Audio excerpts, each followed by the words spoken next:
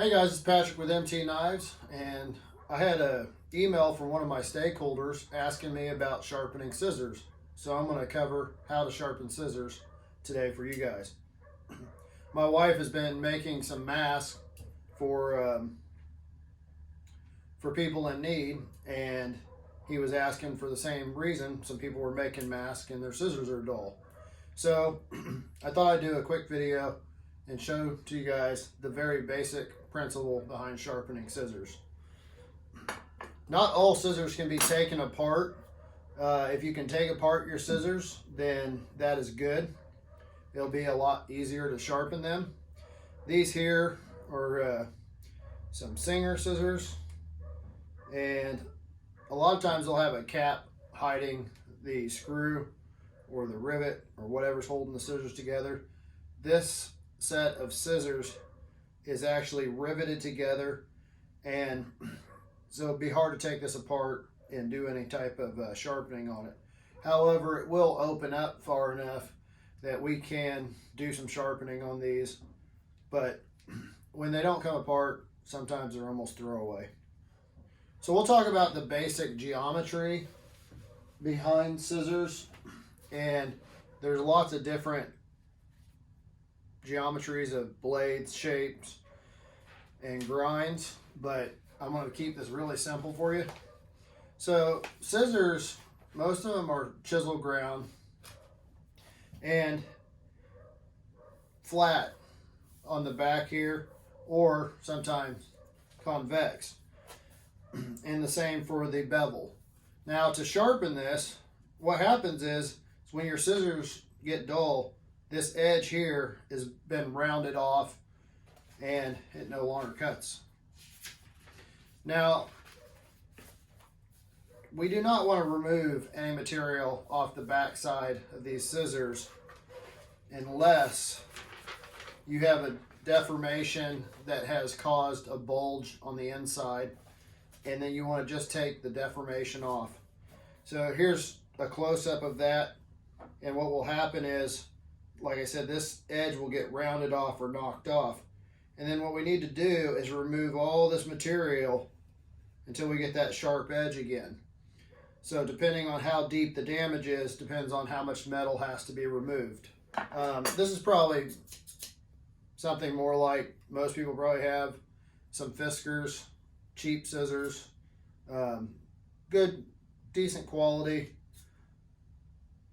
And this one here has a screw holding it together.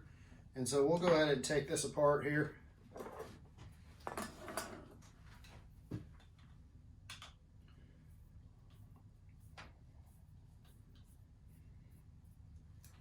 right. There we go. Now we got two knives to work with. I'm going to look on the back and feel and make sure that there's not been any deformation or a rollover there that might cause problems when the scissors go to mate up. And these are good, they're just dull, and so they'll just need a little quick touching up. All right, now let's talk about stones. A big thing on scissors is going to be having something that is flat. So if you're going to use some water stones, you're going to want to make sure to true them up. The good thing about diamond stones is you don't have to flatten them, they're going to stay flat. And so they would be good for sharpening scissors, especially if you're just going to use them to establish the edge and then touch them up on some water stones.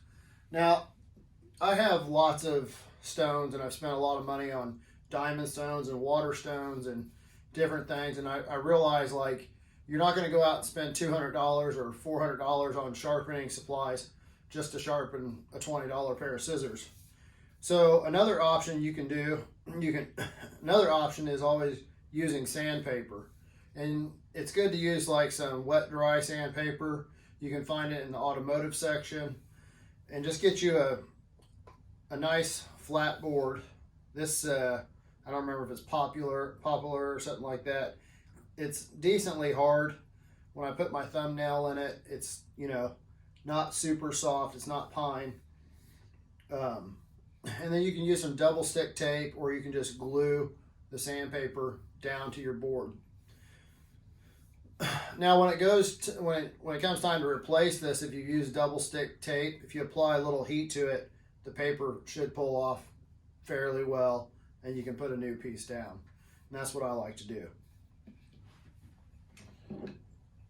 If you're going to use something like this, might be handy if you have a vise or something here that we can clamp down and then clamp this into, which is going to hold this real secure. Next, we're going to find that angle, which is typically fairly steep on scissors, and then sharpen it up that way.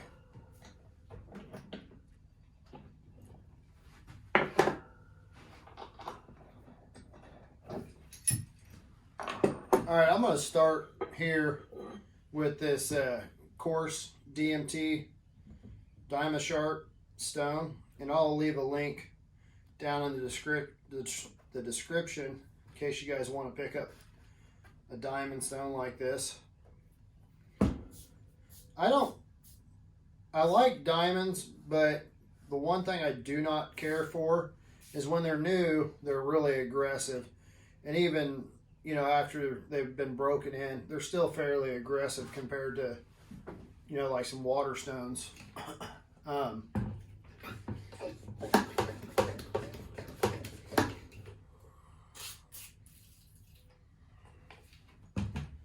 right, so we're going to come here, we're going to find that angle, and you'll feel it lock in on that bevel. And then we're going to hold it steady and work that edge. This is not a race. You want to go slow and make sure that you maintain that angle. All right. Now, especially when you go to start, it's very obvious where we're removing steel because the scratch pattern is so different than what was put on there with the factory. So I'll show you what this looks like, but you can see I'm removing steel from this section of the scissors to here, this area right here.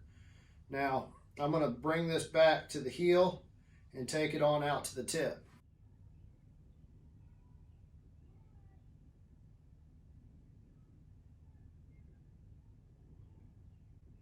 The shiny section is where I was removing steel. All right, now I can actually feel I have established a burr, and that's what I'm looking for on that on the shiny section. So we're pretty well good to go. I just got to take and establish the burr along the whole edge.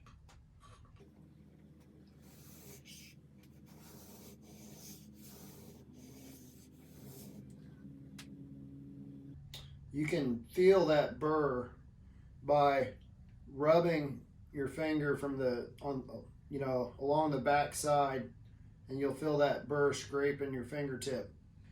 And if your fingers are wet, it's a lot easier to feel that than if they're dry.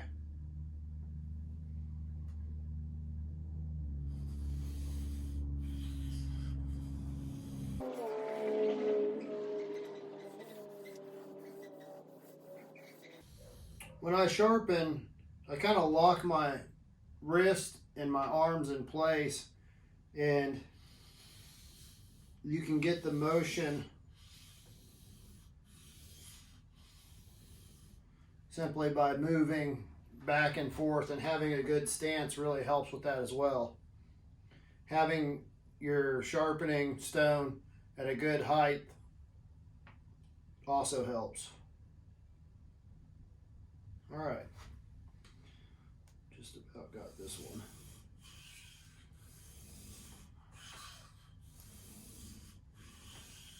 You want to listen to the way it sounds. That'll also is a good indication of just how consistent you are on the edge.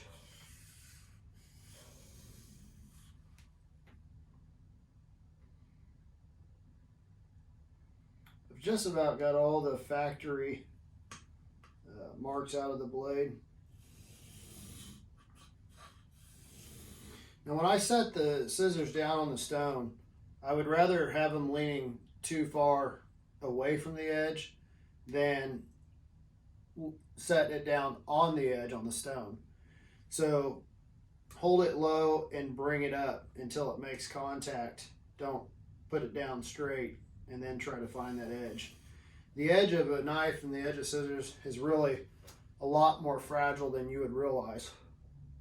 One tap on the stone like that on the edge will roll that edge right over.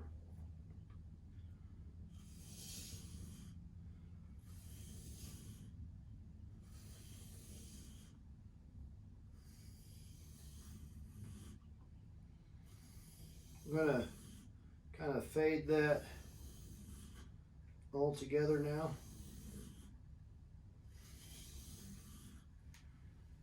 And this side is done.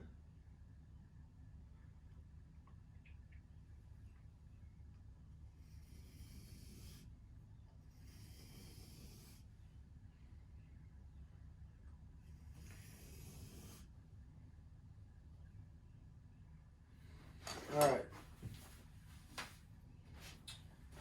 So what I've done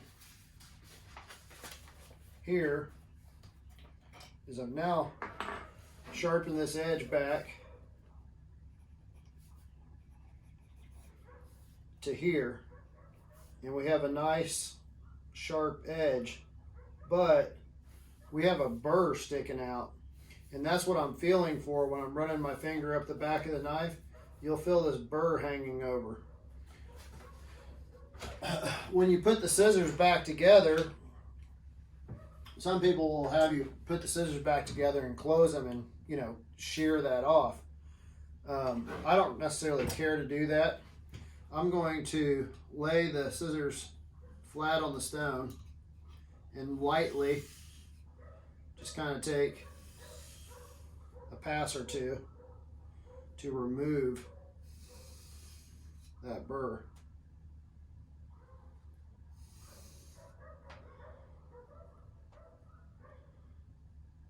And it really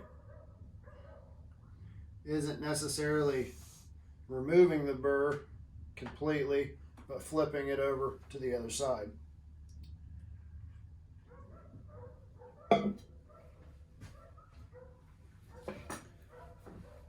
Then I'm going to take this and draw it through the wood a couple times.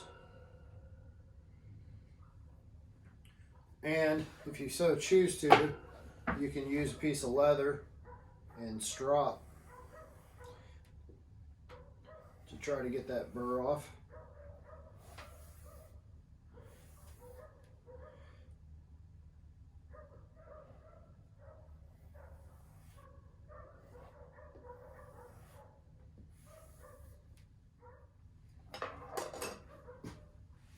I guess I should have done a cut test to begin with to show you guys how well they cut before. They didn't really cut real well, but you'll just have to take my word on it. All right.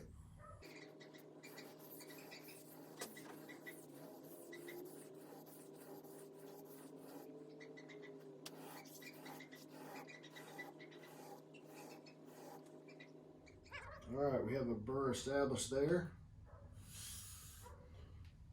Drag that burr off.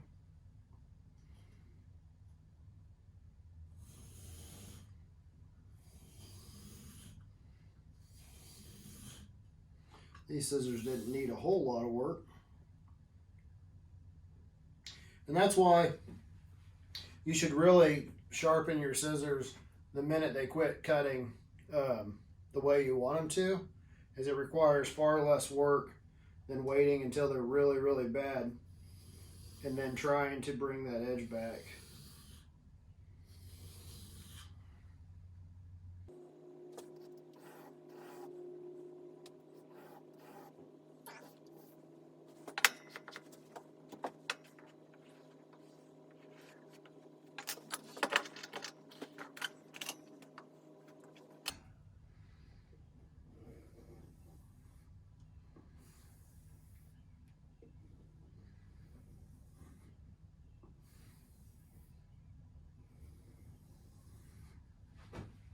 Now, I don't want a real polished edge.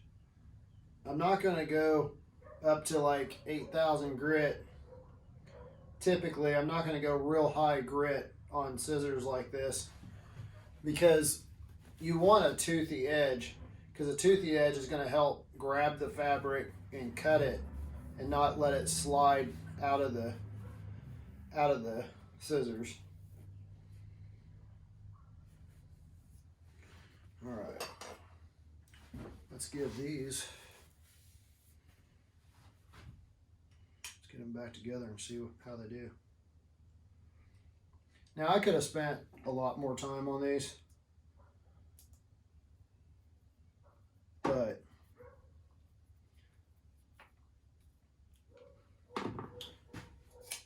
now these are a little tight. You want the tension, you want snug but not really cranked down on.